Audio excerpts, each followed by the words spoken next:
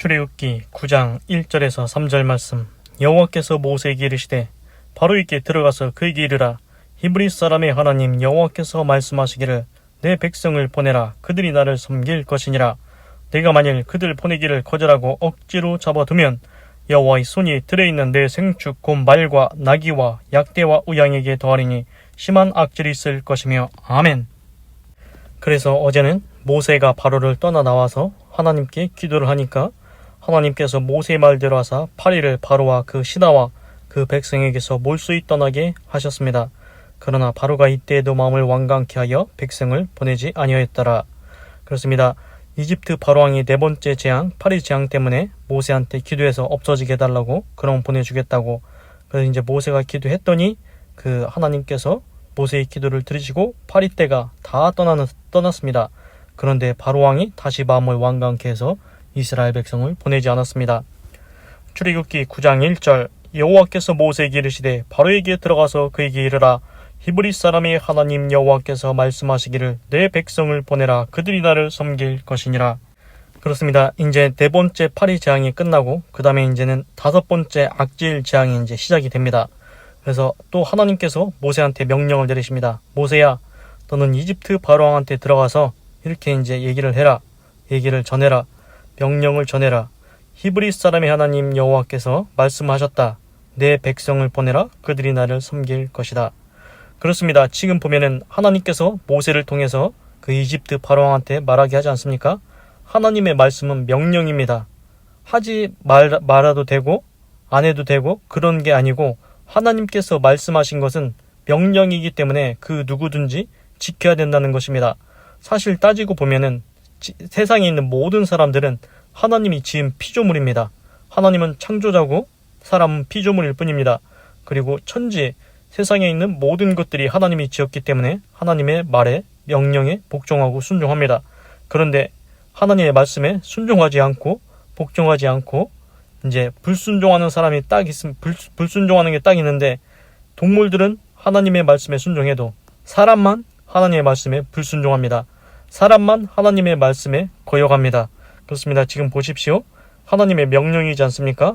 내 백성을 보내라. 그들이 나를 섬길 것이다.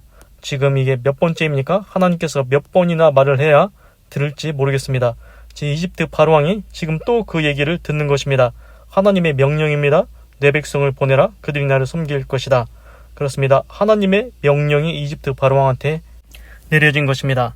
그렇습니다. 하나님의 명령은 지켜도 되고 안 지켜도 되고 그런 게 아닙니다. 하나님의 명령은 지켜야 되는 것입니다. 인간은 피조물이기 때문입니다. 이게 예를 들어서 지금 무엇과 같은 거냐면은 우리가 이제 로봇을 만들지 않습니까?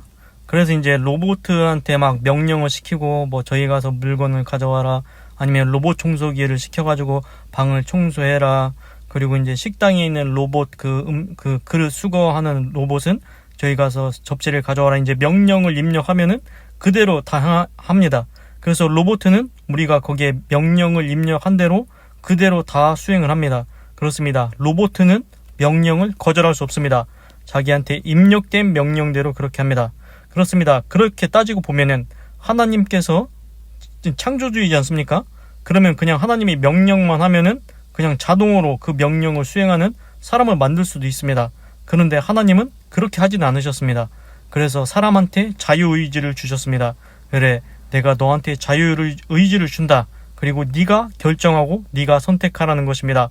그렇습니다. 하나님은 그 은혜와 자비를 베푸셔서 사람을 로봇같이 그냥 명령을 내리면 그거를 그대로 행하는 그런 사람으로 만들지 않았습니다. 하나님은 생각할 수 있는 지능을 주셨습니다.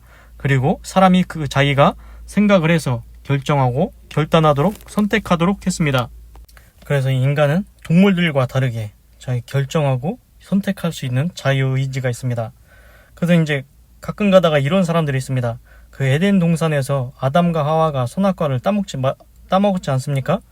차라리 그 자유의지를 주지 말고 아예 그 선악과를 따먹으려고 할 때 못 따먹게 해야 되지 않았냐, 하나님께서 막아주셔야 되지 않았냐, 이렇게 이제 얘기하는 사람도 있습니다. 그렇습니다. 그런데 하나님은 우리가 선택하기를 원하십니다. 우리가 스스로 선택하고 결정하기를 원하십니다. 그렇습니다. 하나님은 우리를 로봇으로 짓지 않았습니다. 로봇으로 만들지 않았습니다. 그냥 명령만 내리면 그대로 행하는 로봇이 아닙니다. 하나님은 그런 로봇을 만들지 않은 것입니다. 그리고 동물들처럼 그 생각 없게 살도록 만들지도 않으셨습니다. 우리는 하나님의 형상을 따라서 지은 귀한 존재입니다. 천하보다 귀한 존재인 것입니다. 그러면은 하나님께서는 왜 우리가 자유의지를 주셔서 그 선택하고 결정하게 스스로 하게 하셨을까요? 우리도 보십시오. 내 아들이 있는데, 내 자식이 있는데, 내 자식이 그냥 명령에 입력된 대로 아버지 사랑합니다, 이렇게 아버지 존경합니다, 이렇게 하면은 좋겠습니까? 그 마음에도 없는 소리, 그냥 명령에 입력된 대로 로봇가 하는 소리, 로봇가 와서 사랑합니다, 존경합니다, 이렇게 하면은 그게 마음에 와닿습니까? 하나님도 그 마음에 그 자유의지를 주셔서 네 스스로 정말로 나를 사랑하느냐? 네 스스로 정말로 나를 존경하느냐? 그렇습니다. 자유의지를 주셔서 자기 스스로 하나님을 사랑하는 마음, 자기 스스로 하나님을 경외하는 마음, 그것을 원하시는 것입니다. 로봇도 말할 수는 있습니다. 당신을 사랑합니다, 당신을 존경합니다, 이렇게 로봇가 말할 수 있습니다. 그런데 그것이 마음에 와닿습니까? 그것이 마음속에 기쁨으로 느껴집니까? 그렇지 않습니다. 그렇기 때문에 하나님도 제 생각에는 자유의지를 주셔서 스스로 결정하고 선택하고 살 수 있도록 하신 것 같습니다. 그런데 문제는 무엇이냐? 오늘 보시는 것처럼 이집트 바로왕이 하나님의 명령을 들어야 되지 않습니까? 피조물인 주제에. 그런데도 하나님의 명령에 불순종합니다. 불복종합니다. 거역합니다. 그렇습니다. 피조물인데 하나님, 창조주 하나님의 명령을 듣지 않는다는 것입니다. 이거 다 왜 그렇습니까? 깊게 들어가서 따지고 보면은 이집트 바로왕이 이스라엘 백성을 노예로 삼고 종으로 부려서 자기 이득을 챙기려는 것입니다. 그렇습니다. 자기 이득이 자기가 이제 써먹으려고 그렇게 이스라엘 백성을 노예로 붙잡고 있는 것입니다. 그렇습니다. 이집트 바로왕은 자기 이득이 하나님의 명령보다 더 우선한다는 것입니다. 더 중요하다는 것입니다. 우리도 세상에 보면은 자기 이득 챙기기에 바쁜 사람들이 많이 있습니다. 하나님의 말씀이건 뭐 그런 거 필요 없다. 정직이건 성실이건 의로움이건 그런 거는 필요 없고 내 이득만 되면, 내 돈만 되면 된다, 이렇게 사는 사람들도 있습니다. 이게 이집트 바로왕과 비슷한 것입니다. 2절, 내가 만일 그들 보내기를 거절하고 억지로 잡아두면, 하나님께서 이집트 바로왕한테 계속 명령을 이렇게 내립니다. 이집트 바로왕이여, 당신이 만일 이스라엘 백성 보내기를 거절하고 억지로 잡아두면, 그렇습니다. 억지로 잡아두면 어떻게 할지 말씀하십니다. 3절, 여호와의 손이 들에 있는 내 생축 곧 말과 나귀와 약대와 우양에게 더하리니 심한 악질이 있을 것이며. 그렇습니다. 이스라엘 백성 안 보내고 억지로 붙잡아두면 어떻게 된다고 합니까? 하나님의 손이 재앙을 내린다고 합니다. 어떤 재앙입니까? 이번에는 5번째 재앙인데 악질 재앙입니다. 그래서 악질이 누구한테 내립니까? 그 말들, 그리고 당나귀, 낙타, 그리고 소와 양, 염소, 이제 모든 가축이란 가축에는 악질이 임하게 되는 겁니다. 악질 재앙이 내리게 됩니다. 그래서 이제 그 가축들이 악질 때문에 이제 못 살게 되는 거죠. 그래서 5번째 재앙은 악질 재앙이 임한다고 하십니다. 그렇습니다. 하나님께서 손을 들어서 내 생축, 내 가축들한테 악질을 내릴 것이다. 그렇습니다. 하나님의 손이 재앙을 내린다는 것입니다. 지금도 보시면 무엇을 할 수 있냐면은, 우리는 이제 아버지가 이제 자식을 훈계할 때 너 그렇게 하면은 혼난다, 너 그렇게 하면 혼난다, 이렇게 하지 않습니까? 그렇게 이제 예고를 하고 너 그렇게 하면은 혼난다, 이렇게 얘기를 합니다. 그렇게 하지 말라고 얘기를 합니다. 그래도 말을 안 들으면 어떻게 해야 됩니까? 결국 이제 매를 맞는 것입니다. 혼나게 되는 것입니다. 그렇습니다. 지금 보시면은 하나님도 그와 비슷하게 하십니다. 하나님도 그렇게 하십니다. 이집트 바로왕, 네가 내 백성 이스라엘 백성 안 보내고 거절하고 억지로 붙잡아 두면 너 혼난다. 이게 5번째 재앙, 악질 재앙을 이집트에 있는 모든 가축한테 내릴 거다, 이렇게 이제 말씀을 하십니다. 그렇습니다. 하나님은 미리 말씀을 해주시고 네가 이렇게 안 하면 이렇게 하겠다, 이렇게 말씀을 하십니다. 우리 같으면 어떻게 하겠습니까? 말을 안 들으면은 어떤 사람들은 이렇게 합니다. 말을 안 들으면 그냥 그 자리에서 아예 혼내버리는 경우가 있습니다.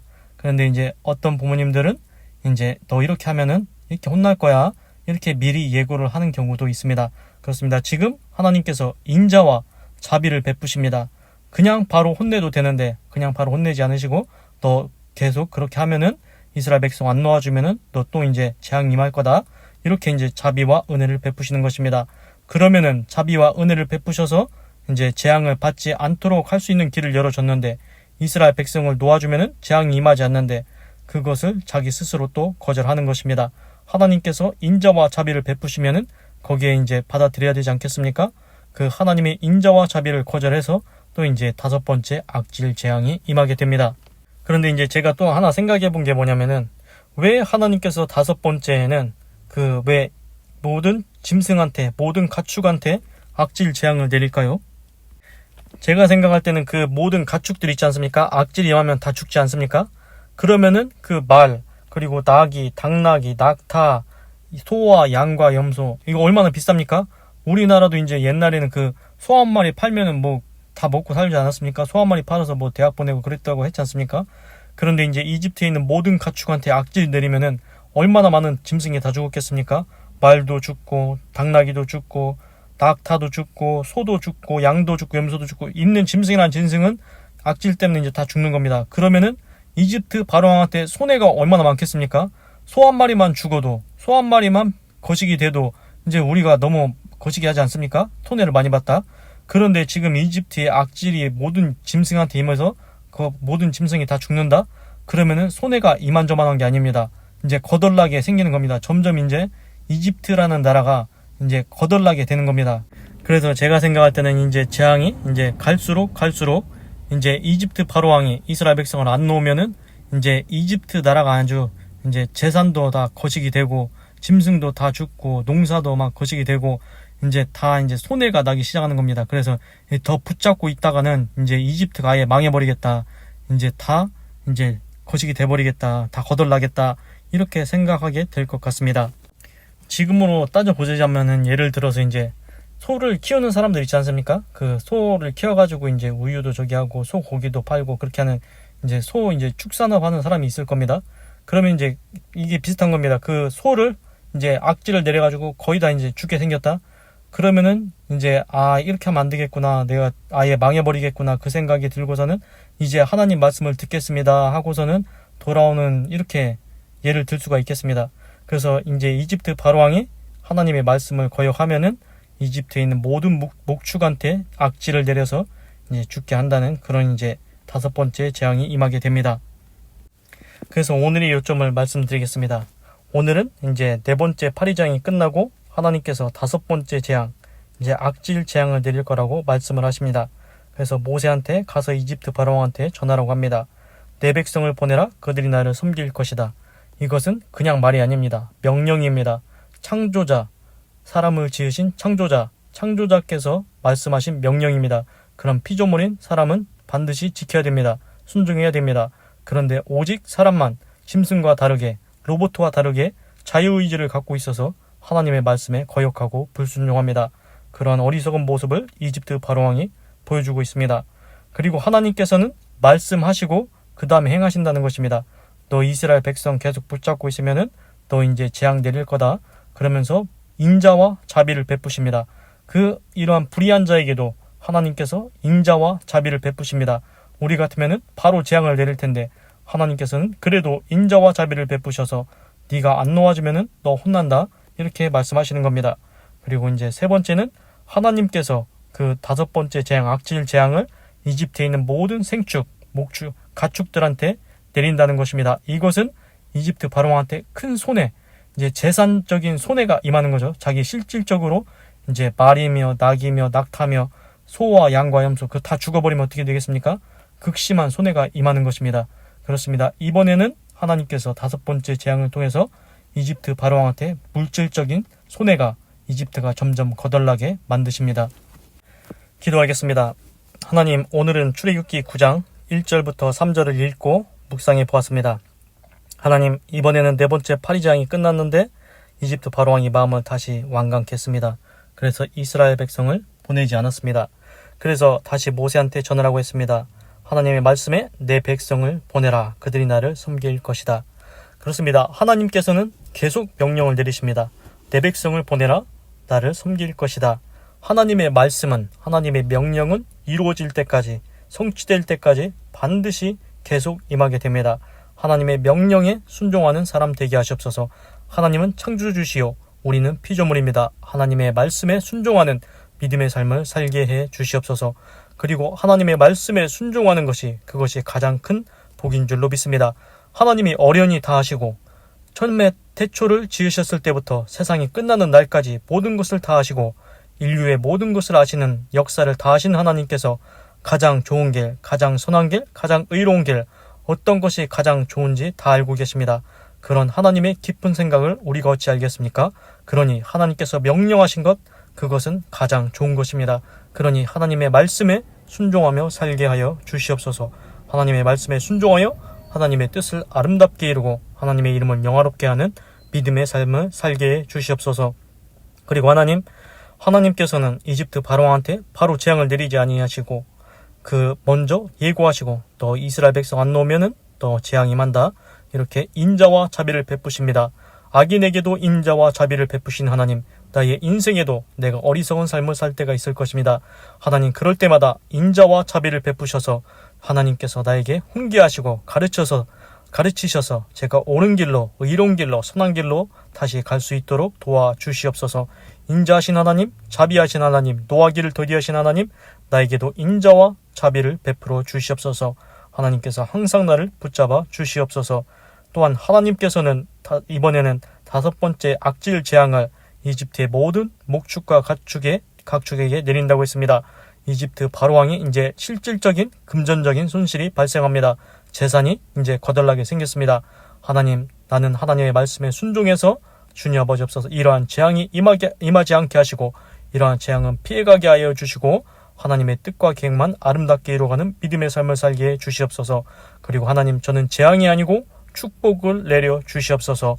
이집트 바로왕은 생축이 악질로 다 죽을지라도 하나님의 축복이 나에게 임하게 하여 주셔서 나와 함께하는 자도 다 같이 복을 받게 하여 주시옵소서. 하나님 감사합니다. 사랑합니다. 찬양합니다. 하나님 홀로 영광 받으소서. 사랑이 많으신 예수님의 이름으로 기도드립니다. 아멘.